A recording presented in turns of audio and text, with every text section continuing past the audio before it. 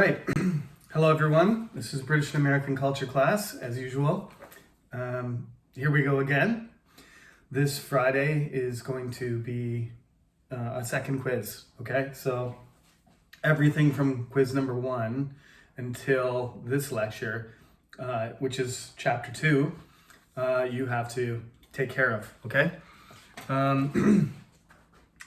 Right at the beginning of this chapter, we talked about the Normans. That's from quiz number 1, right? So you don't have to worry about that. It's basically, it starts from page 69 to the end of the chapter, medieval life and times revolving around religion, 69 to page 85, okay? That's the material for quiz number 2. Now, before I get into finishing up this part of the book and part of the course, I got a question from a student and I replied by email, and I'm just going to read what I said to the student to you so all of you can get this answer. The question was about Henry I and Henry II. What's the relationship between those two? Is it father-son or father-grandson? What's going on there? So I answered the question, but before I answer the question, let me say, I'm not going to ask you, it's not going to be a multiple choice question. Is Henry I the grandfather or father of Henry II? That's not a question. I don't expect you to know everybody's names. Essentially, you just have to have a sense. Otherwise, the story doesn't make sense, right?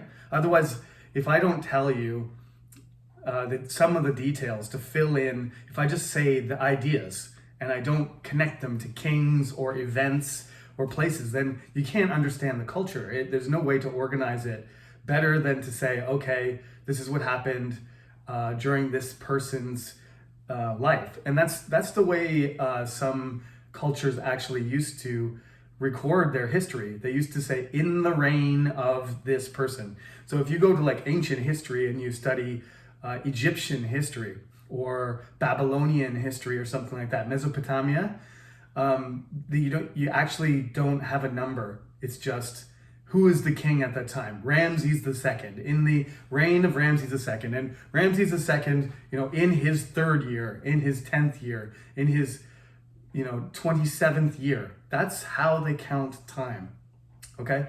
We stopped doing that. Instead, we started from, Western people started from 0 AD, Anno Domini, right? Or Anno Domini, that's AD, right?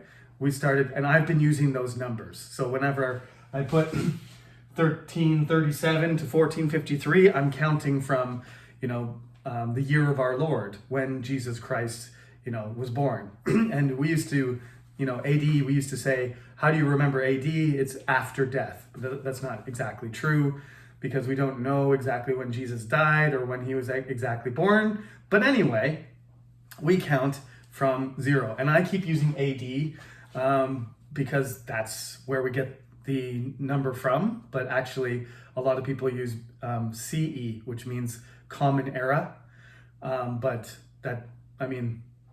You can change the name, but it's still the same number. You're still counting from the same event, and that's where it came from. So I just use AD when I'm speaking because that's how I grew up, and that's where the number comes from. So there's no point in saying CE and just making it more complicated, okay? So let me just read exactly what I wrote to the student. I do not expect you to memorize the kings and the relationships to each other because it's too complicated, and because you will all hate me, because most people don't like history because you have to memorize names and dates. I happen to like it, and I happen to, memorize things, remember things, not memorize, but remember the ideas and things that happen, cultural things, better if I have the numbers and names. So I give them to you, but I do not expect you, I told you, only special numbers like 1066 need to be remembered. Just like I always remember 1592 because that's the beginning of Imjin Weran, right? And everybody remembers 1945 because 1945 is the end of the Japanese occupation of Korea, its independence, August 15th, 1945. I don't have to, look that up. I'm going to remember that for the rest of my life because that's Korean Independence Day. I'm living in Korea, right? It's not that hard to remember sometimes when you figure out tricks, but that's not the point of the course. This is not a history course. I want you to know the ideas. That's more important. So when I give you quizzes and tests, I'm going to give you the numbers, right? I'm going to say, something really important happened in 1215. What was it, right? Something really important, that there was a document that was signed between the king and the people. What was the importance of that document, or what happened? And you're gonna have to say, that's Magna Carta, and that's when the king was forced to recognize the rights of the barons and the people to justice, right? And that the barons, the wealthy people in English society were forced the king to include them in some of the processes, and that was the beginning of, the process of becoming eventually a democratic country, a constitutional monarchy instead of an absolute monarchy where the king can do whatever he wants. That's why we must remember Magna Carta 1215. But Henry I is simply the guy who reunified Normandy and England back together, because, as I told you, when William died, he split it. He split it between Robert and Henry's older brother, William. William died, and Robert was on crusade. He was out of the country. So Henry took England while Robert wasn't there, even though Robert was the older brother. He got Normandy. Henry, who knows how William died, but Henry took over England as soon as his older brother died. He's the third son. And then when Robert came back, he fought against him. He won the war, and then he imprisoned his brother for the rest of his life. That's really all you need to know about Henry I. That's not in the book. He keeps England and Normandy one kingdom. The Duchy of Normandy is the possession of the King of England, and that is very, very important because the connection between France will continue. And like I said about the Vikings, right? Why did Canute become the Danish king? The Danish king of England. Why did they want a Viking king? Well, because there was a lot of Danish people and the whole country was oriented towards the Viking nations. The Viking, I shouldn't say nations, kingdom, right? Now, it's focused on England. English culture is going to be affected by France constantly because Normandy is right beside France. Now it's part of France. At the time, it was a possession of the English crown. As I said, Henry I, although he's English, he's speaking French. He's a Norman, right? His father is William the Conqueror. He's not English, okay? But he's going to marry an English, the Norman line is going to become Anglo-Norman because the Norman kings are going to marry English women, right? So they're going to become English. Genetically, their kids are going to be half English, but they're going to speak French, and they're going to, like Richard the Lionheart considers himself, a Norman. He considers himself a king of England, but he speaks French, and he loves French culture. He loves French music. He loves French poetry. He speaks French, right? So these are the important things you need to know. You don't really need to know that Richard's great-grandfather was Henry I. That's all kind of less important stuff. But anyway, back to the email. Long digression. But to answer your question, Henry II is Henry I's grandson. Henry I's son, William, died in a shipwreck. That's another William that died. It's not very lucky to be a William, apparently. When that happened, his nephew, Stephen, became king, and his daughter, Henry I's daughter, Matilda, who was married to the Emperor of Germany, of the Holy Roman Empire. So she's an empress. So she's a very important person. Her husband dies. And so she comes back to England, and then Henry I gets her to marry Geoffrey of Anjou. And Geoffrey of Anjou gets married to her, and then when she has a son named Henry, that son is going to have Anjou and Normandy and England and Ireland, because Henry II is going to attack Ireland too. So it's getting bigger, but this is not a kingdom that's connected. There's water and there's space between it. Like France is over there, so they have to keep going back and forth on ships all the time. Henry I and Henry II were super energetic people. That's how they kept this English-French connection going. Norman English. So when Matilda came back, she was actually the empress of the Holy Roman Empire. So she was like higher rank than Stephen, the king. So she came back and she married Geoffrey of Anjou, and they wanted to take the crown of England for her. Some of the people wanted her to be Queen Matilda, because Stephen wasn't a very good king. So they had a war, and Stephen lost. But half of the people didn't like Matilda. Part of the reason is because she's too proud, because she still believes she's empress of the Holy Roman Empire. She thinks that this is really important. Like, she's very important, and she treats the English people badly. And they're like, well, we don't want to trade a bad king for a, overbearing, too powerful, proud woman. We don't really want a queen anyway. We'd rather have a king. So they reject her. Essentially, the people in London shut the door of the city and kick her out.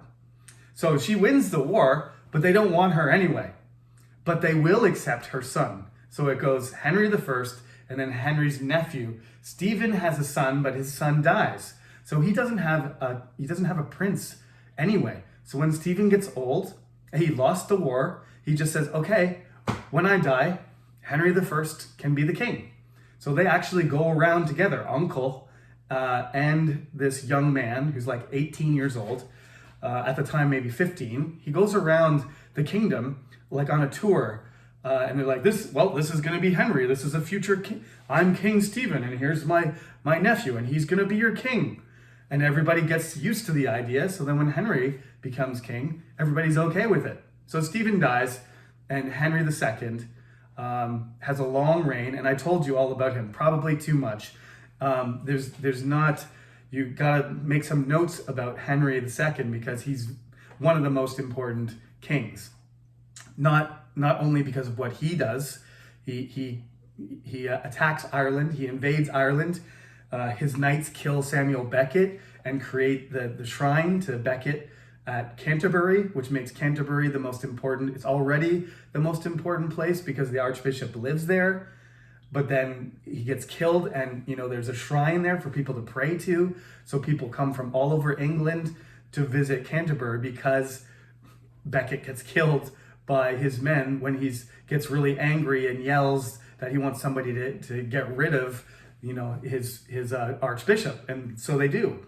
And he chews carpets, and he conquers everything, and he keeps he's everywhere. He's in Ireland, and then he's in Scotland, and then he's in England, then he's in Wales, and then he's over in Normandy, then he's in Anjou, then he's in Aquitaine. He's all over the place. He's just the King of France.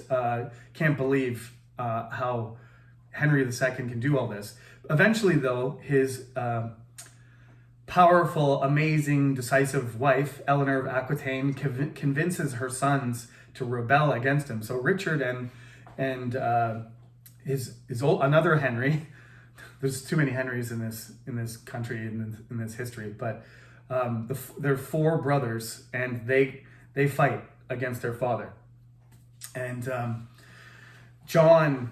King John, who will be King John, the bad one that has to sign Magna Carta, he's Henry II's favorite. And when he joins the rebellion against him, he's the fourth son. He joins it. It's supposedly that just breaks his heart, and he's old. He's been running around Europe, northern France, Ireland, and Britannia his entire life, and he's exhausted, and he gives up, and he dies. Then Richard becomes king, and Richard goes on crusades. We talked about this. So William the Conqueror, obviously, very important king. Don't forget him. Henry II, all of these things I just said, these are important things for you to remember. Richard. right? William the Conqueror was on quiz number 1 though. So for this quiz, I'm just asking you really remember Henry II and what he was about, what he did, right? Who he's married to, his sons, Richard, what he did. And also remember that Richard's going to die and his younger brother, John, is going to take over. And John is a very bad king. So that creates this Magna Carta thing. Okay, so now let's move forward. We're just going to skip ahead. There's a whole bunch of Edwards, I said. There's Edward I, Edward II, Edward III. This is not a class about the kings of England, though. So we're just skipping over those guys. Edward III starts the 100 Years' War. That's basically all I said about him. But I don't think it's a good idea for you to worry about the Edwards. I'd like to tell you, Edward I is the one who started the war with Scotland. Edward II lost the war with Scotland. Edward III starts the war with France. As you can see, there's a theme here. They're constantly at war with Scotland and France, okay? And Scotland and France start to realize that they need to become, allies. So this is called the Old Alliance because this is hundreds and hundreds of years ago. But France and Scotland became supporters of each other. France always wanted Scotland to keep England busy, right? It's almost like somebody's behind you getting ready to stab you in the back. As soon as England fights with France, then Scotland does something and causes trouble, and then they can't fight both very easily. So that's really a characteristic of this course is war, right? War is going to make English kings poor. And when they're poor, they're going to need money. And when they need money, they have to use taxes, okay? So here's something that I always tell my class every semester is we're getting to the point where you're starting to see the British thing come together. You've got everybody's mixed up, people are British, Celtic, Romano, Britain, Anglo-Saxon, Norman, all mixed together, and we're getting this English people, and then now we're going to add Scottish people to the mix too, and Irish people to the mix. You're getting a sort of British identity that is mixed. It's multicultural, and that's what we're going to call British people. The evolution of the culture is going to be seriously affected by death and taxes. This is the thing that's going to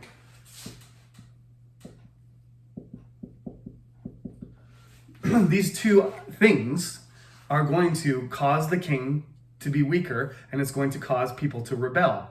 And that's how America becomes a state. America doesn't want to pay for the war that they have with France. We're going to talk about that much later, but essentially the United States is born out of an issue where they don't want to listen to the king anymore because the king is trying to force them to pay money, and he's, infringing their freedom and making their life shorter. It's especially in the case, what's the most expensive thing that a kingdom does?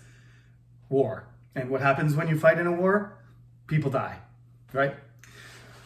If this is the king's fault that is causing death and taxes, he becomes very unpopular. He needs the support of the wealthy people. He needs that money to keep the war going. So what does he do? He goes and he signs Magna Carta. And every king from John until Queen Elizabeth II right now is going to need money. And that's in other countries, that's not the case. It sometimes is, but basically France doesn't have the same problem. They impose the taxes, and they have absolute kings right up, Napoleon, right up to Napoleon, they have absolute kings. And, they go back and forth to empire and republic until the middle of the 19th century. So this is different. England is different and Great Britain is different. One of the reasons it's different than the other countries in Europe is because English kings have money problems all the time. Right, so this is the issue. When we get to the Peasants Revolt, this is what happens. There's the war against France. We have a king who's a boy. He's 14 years old. It's like a middle school kid. He's basically being controlled by his uncles, because as I told you, Edward III, he outlives his son, the Black Prince, who would have been Edward IV, but he dies before his dad. So we got another situation where grandfather is going to pass it down to grandson. Okay. Now I know Henry II, there was Stephen in between, but it's going to jump one person because Prince Edward dies. But because Edward III was such an important, influential person, and he had also, just like Henry II, he's a warrior king. He's very powerful. He starts a war with France. He's very energetic. He has many children. He's also got 4 sons. So he could have had the next person, the second son or third son or fourth son, be the king, but he decides that he wants to keep the line from the first son, which is going to be the rule, that the first son should be the king. And if the first son has a kid, the first kid in that next line should be the next king. That's the rule. It's called primogeniture. Primogeniture. Don't worry about the name, but anyway, it means first. The first male should be the next king. Now, Queen Elizabeth II just changed this rule, I think just a couple of years ago, that it would be the first child. It's always been the first male, but she just changed it. Now, Prince William, there's Charles, there's her, and there's Charles, there's Prince William, and there's Prince George. Like, she's got great-grandchildren. So the order right now is Charles, then William, then George. But if George, when he grows up, has a girl first, she will be the next Queen of England after, Queen Elizabeth and Charles and William and George. She will be 5th if the girl is born first. This is why people don't like studying this. But anyway, you don't have to remember all that stuff. All you have to remember is what I'm telling you right now. Edward III, the Black Prince, dies. So when he dies, Richard II, okay? It's easy to remember because there's only 2. Richard the Lionheart and Richard II. Richard is a very French name, and Richard II is a very bad king when he gets older. So he's not going to be popular, and they're not going to use his name again. Stephen, not a good king. Never use the name Stephen again. John, only one John. He's a bad king. Never going to use the name. There's 8 Henrys, right? There's like 9 Edwards, okay, which makes it tough to remember. There's 5 Williams. There's going to be one more Richard III. And he's arguably just as bad or worse than Richard II. So after Richard III, shouldn't forget about him. He's pretty important. Shakespeare writes a play about Richard III. He's one of the most interesting characters Shakespeare creates. And after him, there's no more Richards, because too bad Richards is too many Richards already. So Richard II is a boy, and he's fighting the war with France, and he does this thing called a poll tax, which basically means every person in England needs to pay some money. This is the first thing that is the most important thing in triggering this rebellion. So people don't have very much money. They are making more money, right? They're making more money because of the Black Death. The price of labor has gone up. So everybody's making more money, and people are moving around. Mobility. People are moving around, and people are making more money. But this is what Richard does. He continues the war with France, which is expensive, and to pay for it, he wants to push down the price of labor, force people to stay on their land so that the wealthy people can make more money, and then they can support the war. So he wants the wealthy people to be happy and rich, and he wants to get money from everybody. You can see why this makes everybody explode, okay? It's death and taxes. He wants people to fight in the army and go to France, and he wants them to pay a lot of money, and he says, I'm going to pay you less. I'm going to tax you, and I'm going to pay you less. Right now, think about that. If the new president right now in Korea, if he was right now, he just said, okay, I'm going to increase the tax and everybody's salary is going to be depressed. You're going to make less money, and I'm going to take more of it.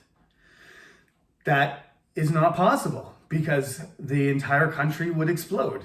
Koreans would be protesting, even with coronavirus. Everybody would be throwing off their masks and stamping on the road and like stampede to the Blue House. It's not going to happen, so we can't really test my theory. But this is what happened in England. People stopped what they were doing, stopped working, gathered together, got their pitchforks and their knives and whatever, their long sticks. Thousands of them got together. Then they started in Kent, which is the southeast part of England, and they marched to London, right? They marched to Westminster. They marched to the palace to tell the king, you can't do this. It's a protest.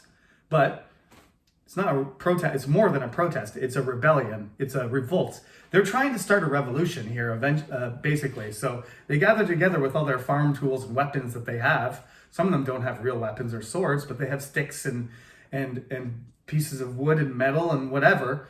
And there's thousands of them. So they just march to London, and everywhere they go, they destroy everything, right? They let people out of jail who are prisoners because they didn't pay their taxes, or that they have like different opinions and that kind of stuff.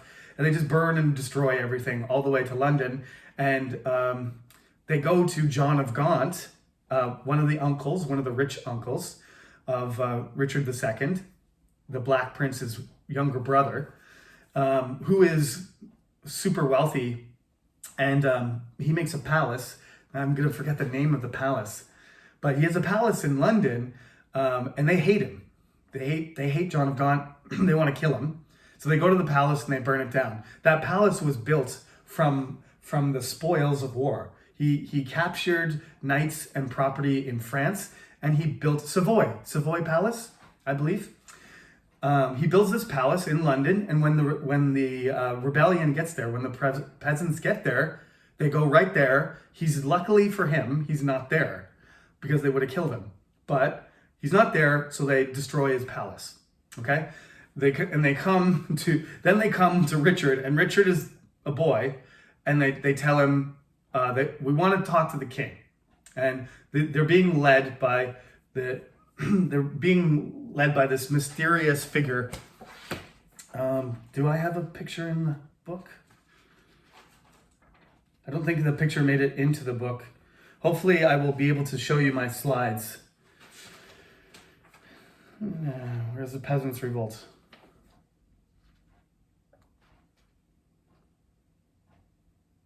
Yeah, there's no picture in the book because I think there's as usual, there's some copyrights on it. But there's this guy in looks like a donkey or a pony, something, and he's got like a weird hat, blue weird hat. His name's Wat Tyler. He's one of the most important unknown people. Like, we don't really know who he was.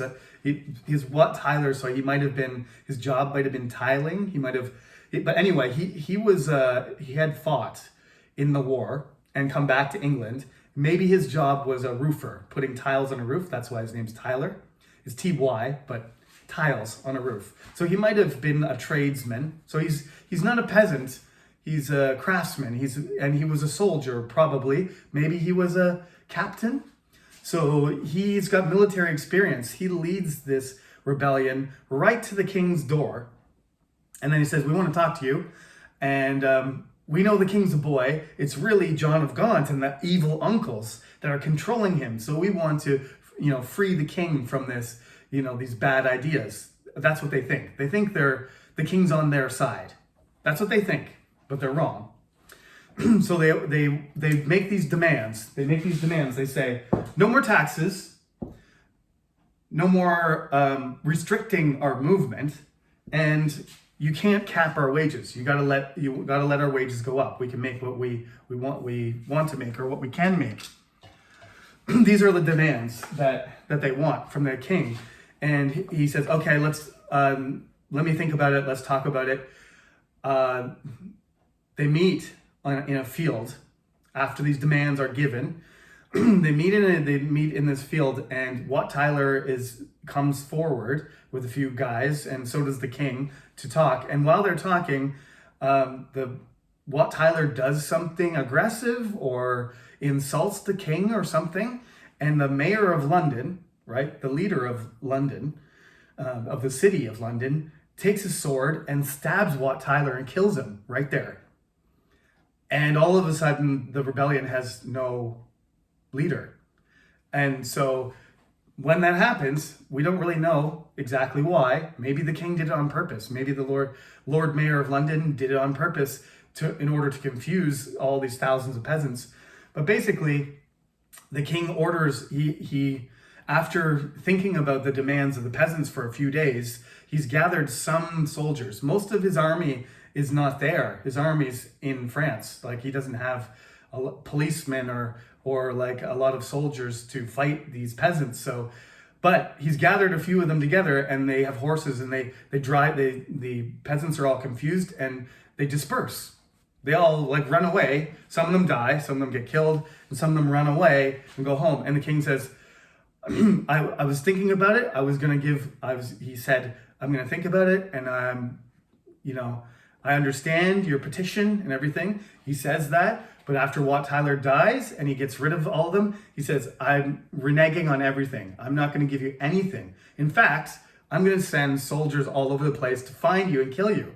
So he sends, he sends the soldiers around, and some of the leaders get killed, and some of them get captured, and some of them get thrown in jail. But he says, rustics you are. Let me look this up. I got to tell you this. The exact quote. I should have it.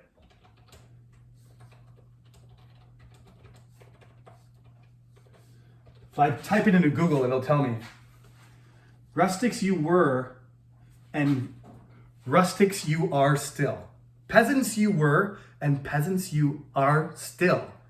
Except you're going to be more miserable than before. That's the quote. Because he's angry that they came to London, burned everything, destroyed everything, and questions his power. So he gets revenge. That's essentially rustics you were, and rustics you will be, you are still. Right? So you're a peasant, do what you're told. But anyway, that's why it's a revolt, not a revolution, because it fails. We're going to talk about revolution a lot. Evolution and revolution, right? So we're getting to another one of the main themes of the class here, death and taxes, evolution and revolution. What happens here is not a revolution, it's a revolt, but there is an evolution because Richard II and the wealthy, class of the barons, including his uncles, the earls, the really high level dukes and earls, they realize that they can't do this. Just like the president of Korea can't do this. You can't depress everybody's wages and increase taxes at the same time. Everybody's going to be angry. They realize this, and so they do. The slavery and serfdom and the freedom to move, the restriction of movement is relaxed. So you see, actually, after the Peasants Revolt, in the decades after that, even though Richard II is a really bad king, at the end of the 14th century, after the Black Death becomes manageable, and going into the 15th century, you see more and more peasants get wealthier and have land of their own. They're called yeomen. This is another, yeomen. And by the way, last class, I forgot to write chain, the great chain, not the great of being, the great chain of being. I forgot that. The yeoman class is like a middle class farmer, small amount of land.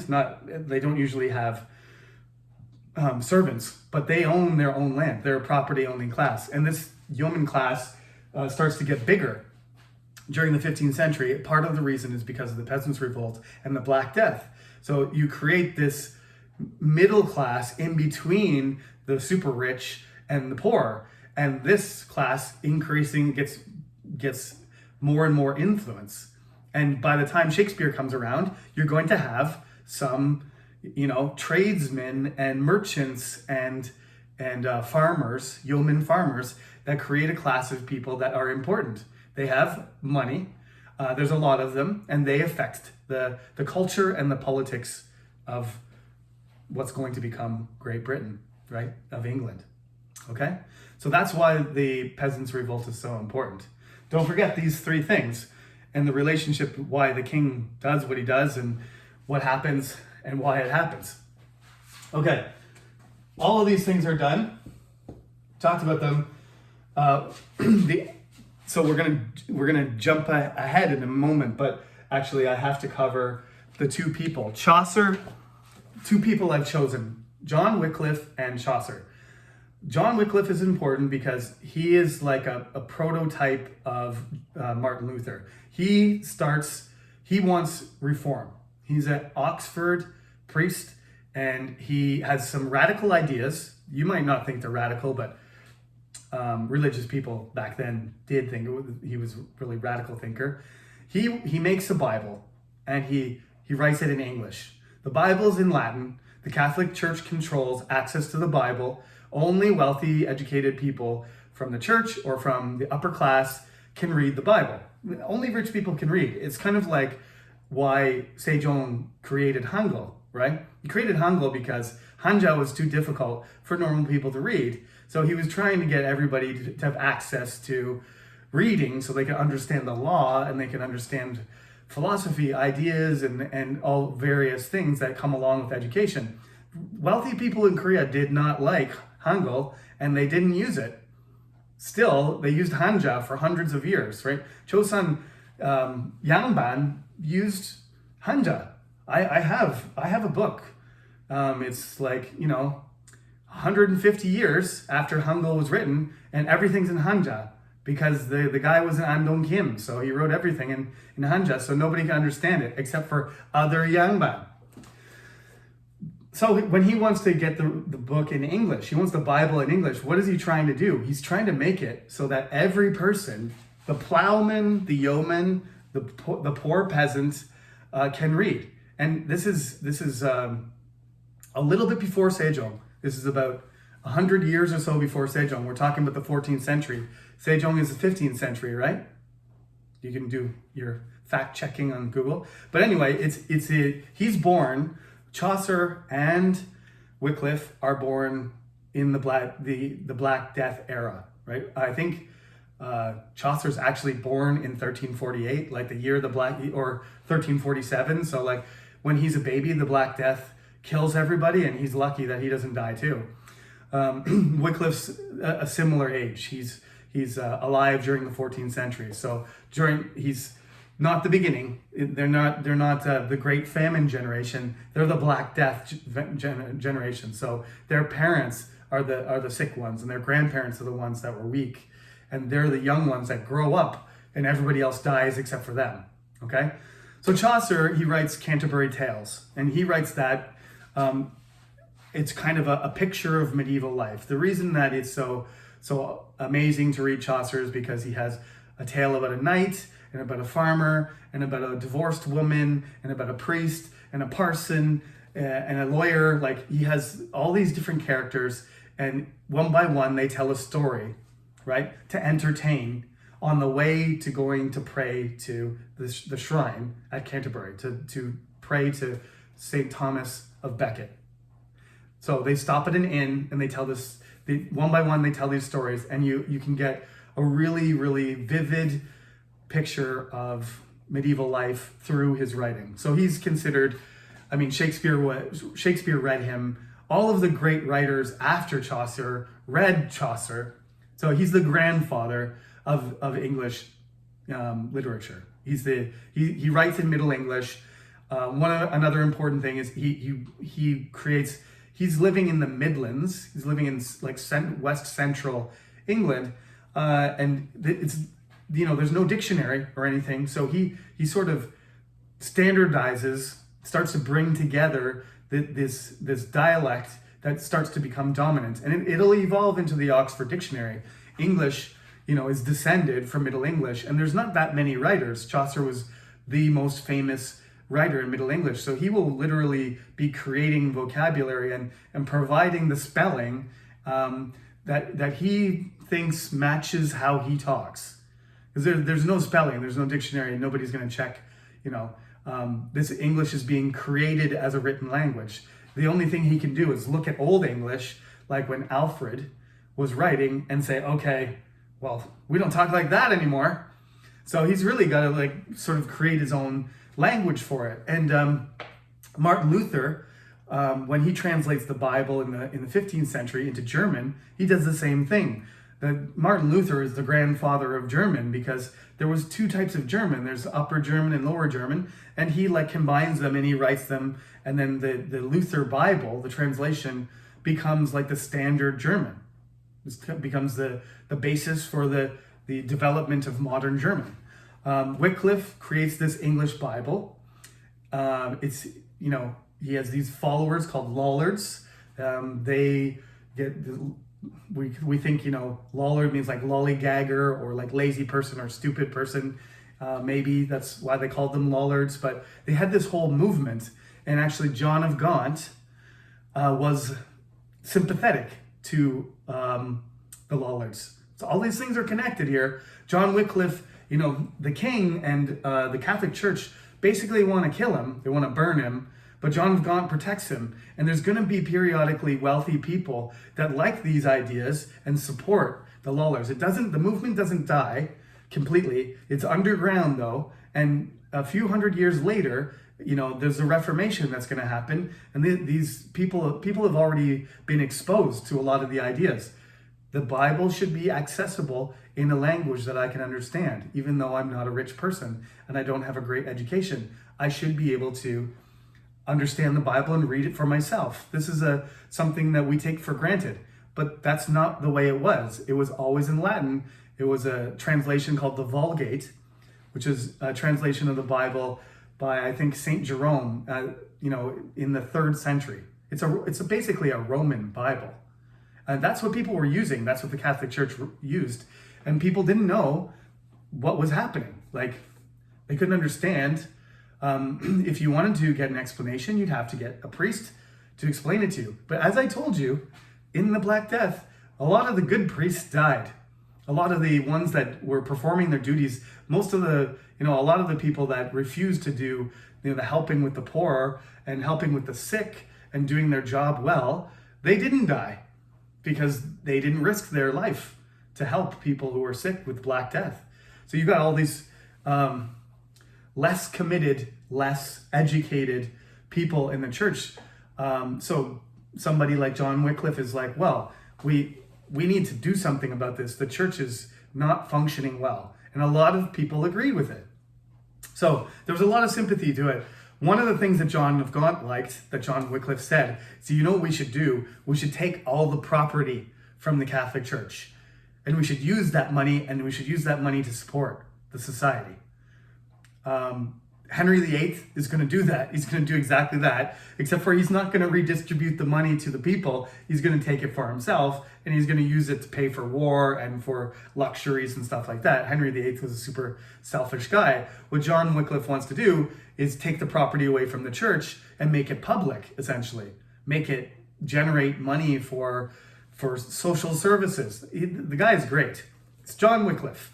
Okay, so he's a radical, liberal, enlightened, open-minded priest. He's not trying to destroy the Catholic Church. And that's not what Martin Luther was trying to do either at first. He didn't want the Catholic Church to be broken into pieces and create his own church. What he wanted to do was reform the Catholic Church. That's why it's called the Reformation. But in the end, it ends up splintering into many, many different parts. And my father is a moksanim. My father is a minister and Presbyterian, which is in Korean, Changlo Gyohe, right? So I know all about this stuff. I grew up going to church. I know all about these things. Religion is going to continue to be a very, very important factor in British and American culture. Both. Americans are some very religious people for a very developed country, and so are Koreans. Quite frankly, there's a lot of religious people in Korea too, considering your 21st century democracy. A lot of countries have lower religious participation, like these guys, like the British. But Americans, are very religious people in general. The culture is very religious still. British culture was very religious. It's not anymore. It's very disconnected from its religious past. People are not very committed to the Anglican Church anymore. Okay, so that's the end of the 14th century. As you can see, I basically talked about, in the first quiz, I talked about more than 1,000 years of history. The second quiz is a shorter block of time. We're basically talking about post-Norman conquest England in the Middle Ages. So the 14th century is the most important thing. You got a few things earlier, like Henry II, the Crusades, Magna Carta, that kind of stuff that happens at the beginning, that the 12th century and 13th century. But most of the stuff I emphasized was the 14th century. So make sure you make good notes about that. And basically, we're going to skip the 15th century completely.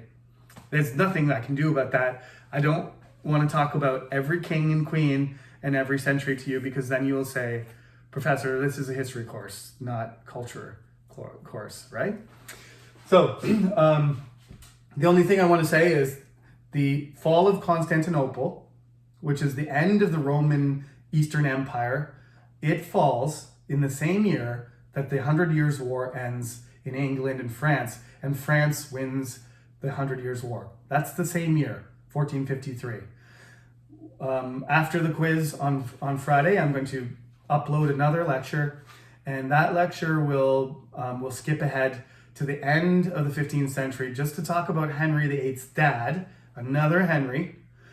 I'll just mention the War of the Roses, and then which is sort of the beginning of the early modern Renaissance England period, and then I'm going to talk about Henry VII, Henry VIII, and we'll go through the entire progression of the 16th century, which in my mind, with Henry VIII, Bloody Mary, Queen Elizabeth, I'm missing a lot of people, Shakespeare, Marlowe, Francis Drake, all of these people that are so important and are kind of immortalized as tyrants and heroes, queens and kings in British culture. They're idealized and they're memorialized. We will have a lot to talk about when it comes to the 16th century. So that's it. That's all the material for quiz number 2. Quiz number 3 will follow after we do the 16th century. So that's it. That's it. Please make good notes and study. And if you have any questions, so far the questions that have been asked have been great, very detailed. Don't memorize everything. Just focus on the big important points that I emphasize, okay? And I'm just trying to tell a story also. So some of these details I think are required to make the lecture understandable and interesting, okay? Thank you for listening. That one was supposed to be a short lecture, but it turned out not really to be that short.